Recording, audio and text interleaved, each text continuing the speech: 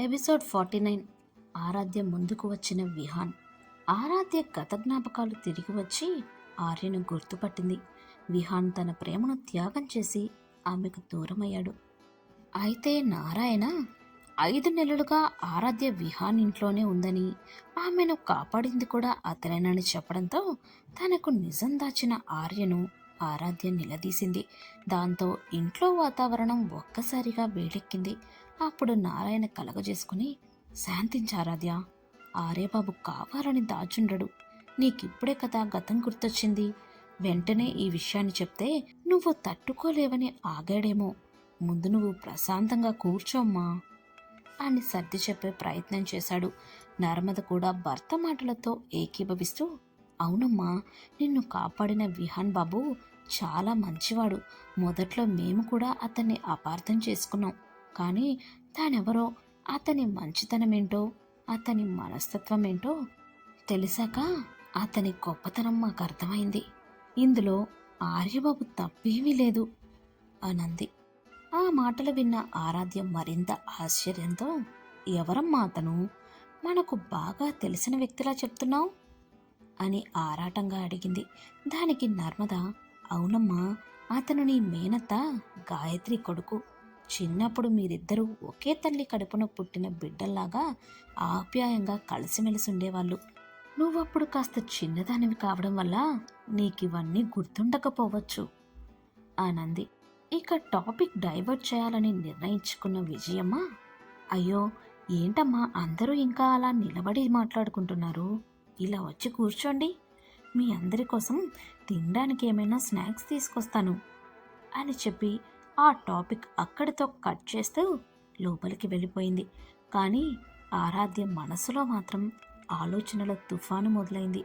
ఊటీకి వెళ్ళడం, అక్కడ ప్రోగ్రాం, ఆ తర్వాత ఘోరమైన యాక్సిడెంట్ జరగడం, గతం మర్చిపోయి ఆ విహాన్ దగ్గర 5 నెలల పాటు ఉండడం, మళ్ళీ ఇవాళ మరో యాక్సిడెంట్ జరిగి గత జ్ఞాపకాలన్నీ గుర్తొచ్చి ఇక్కడికి రావడం, ఈ విషయాలన్నీ ఒకదాని వెనుక ఒకటి ఆమె మైండ్లో సుడిగుండంలా తిరగసాగాయి. ఆ ఆలోచనల భారానికి తల పేలిపోతున్నట్టు అనిపించడంతో ఆరాధ్య ఒక్కసారిగా తల పట్టుకుని సోఫాలో కూలబడిపోయింది. అది చూసి ఆర్య కంగారుగా ఆమె దగ్గరికి వెళ్ళి, ప్లీజ్ ఆరాధ్య, అందుకే నేను నీకు ఈ విషయాలేవి చెప్పలేదు. నాకు వేరే ఉద్దేశమేమీ లేదు. నువ్వు కొంచెం క్యూర్ అయిన తర్వాత నిదానంగా అన్నీ చెప్పాలని, నిన్ను అతని దగ్గరకు తీసుకువెళ్దామని అనుకున్నాను అని చెప్పాడు ఆర్య. ఇక మరోవైపు కారు స్టీరింగ్ పట్టుకున్న విహాన్ చేతులు వణుకుతున్నాయి. కళ్ళ ముందు రోడ్డు మసకపారుతుంటే కన్నీళ్లను దిగమింగుకుంటూ ఆరాధ్యను తలుచుకుంటూ కారు డ్రైవ్ చేస్తున్నాడు. నిన్ను మొదటి చూపులోనే నా ప్రాణంగా, నా సర్వస్వంగా భావించాను ఆరాధ్య. ఆ రోజు గాయపడిన నిన్ను నా చేతుల్లోకి తీసుకున్న క్షణాన నువ్వు నా జీవితంలో లేకపోతే ఇక నాకంటూ ఏదీ లేదని నా మనసు పూర్తిగా నమ్మింది. ఒకప్పుడు చీకటిలా ఉన్న నా జీవితంలో అడుగుపెట్టి నా జీవితంలో వెలుగులో నింపావు. నీ మంచి మనసుతో నా ఒంటరితనాన్ని పోగొట్టి నాకు తోడుగా నిలబడ్డావు.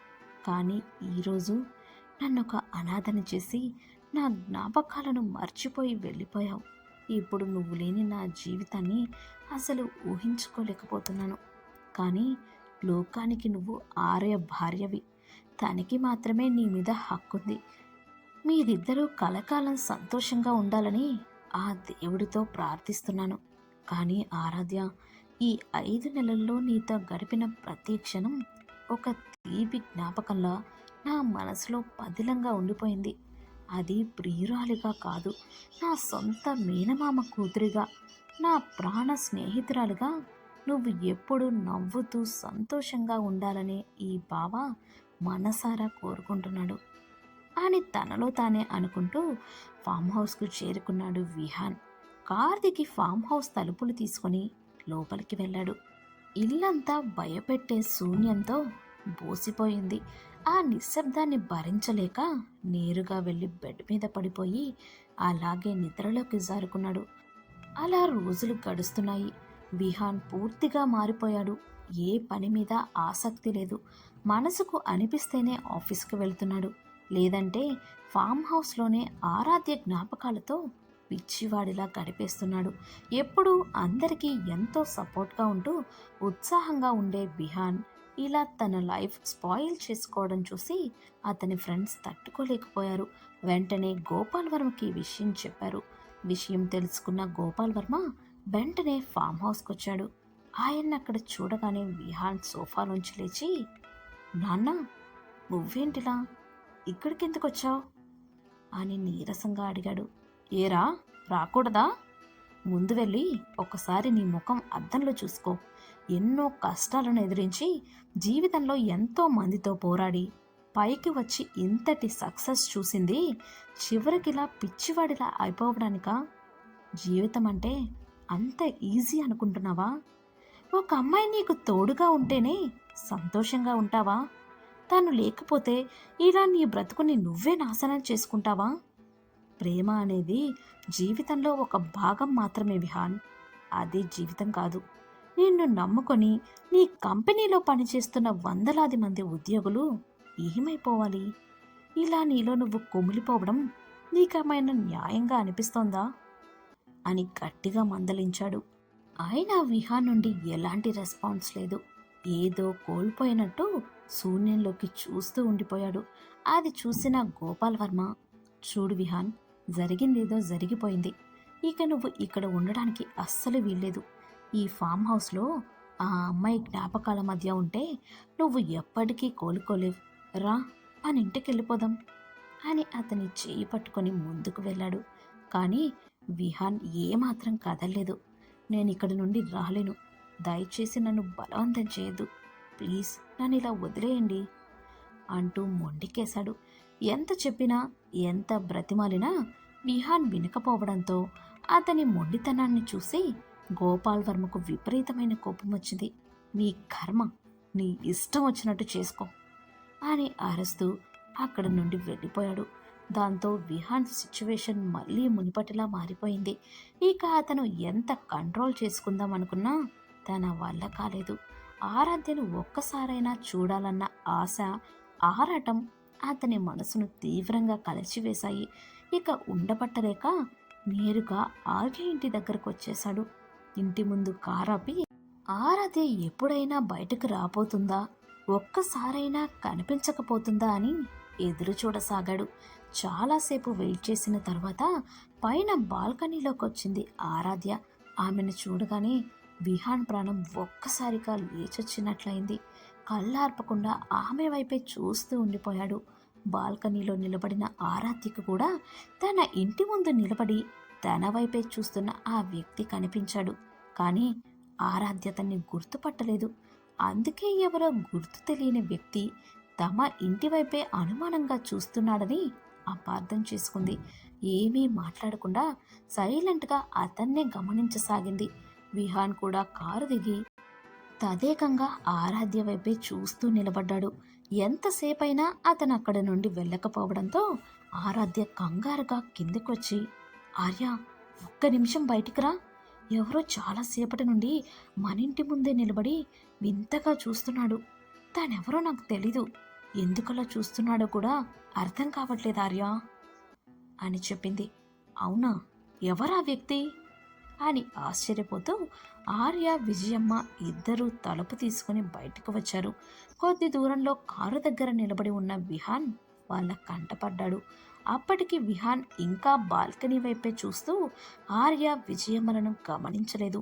అతన్ని చూడగానే ఆర్య ఆశ్చర్యంతో, విహాన్, ఇతనేంటి బయట నిలబడి చూస్తున్నాడు?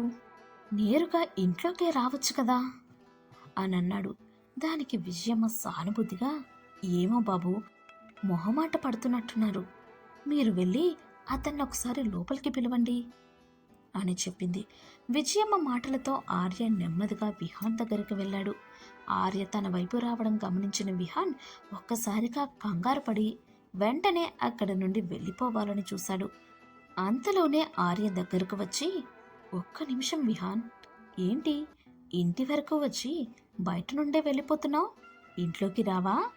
ఆరాధ్యను చూడవా అని చెయ్యి పట్టుకొని ఆపాడు. అదేం లేదు ఆర్యగారు, ఇటుగా వెళ్తూ ఇల్లు కనిపించేసరికి ఒకసారి ఆగి చూశానంతే. సరే, నేనిక బయలుదేరుతాను, నాకు కొంచెం పనుంది అని మాట దాటేస్తూ వెళ్ళబోయాడు విహాన్. కానీ ఆర్య అతని మాట వినకుండా, లేదు విహాన్, ఆరాధ్యకి పాత జ్ఞాపకాలన్నీ తిరిగొచ్చిన తర్వాత తను నిన్ను చూడలేదు కదా, నీకు పరిచయం కాలేదు.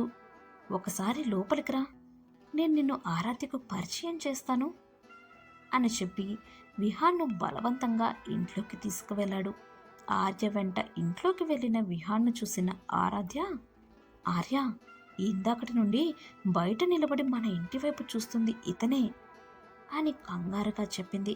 దానికి ఆర్య చిరునవ్వుతో, అవునారాధ్య, ఇతను బయట వ్యక్తి కాదు, మీ గాయత్రత్త కొడుకు విహాన్. నువ్వు చావు బ్రతుకుల్లో ఉంటే నిన్ను కాపాడిన వ్యక్తి ఇతనే అని ఆరాధ్యకు విహాన్ను పరిచయం చేశాడు. ఇక తర్వాత ఏం జరుగుతుందో తెలుసుకోవాలంటే నెక్స్ట్ ఎపిసోడ్ కోసం ఎదురు చూడండి. మా ఈ స్టోరీ కనుక మీకు నచ్చినట్టయితే వెంటనే లైక్ చేయండి. అలానే మరిన్ని ఇంట్రెస్టింగ్ ఎపిసోడ్స్ కోసం మా ఛానల్ని ఇప్పుడే సబ్స్క్రైబ్ చేసుకోండి. Thank you.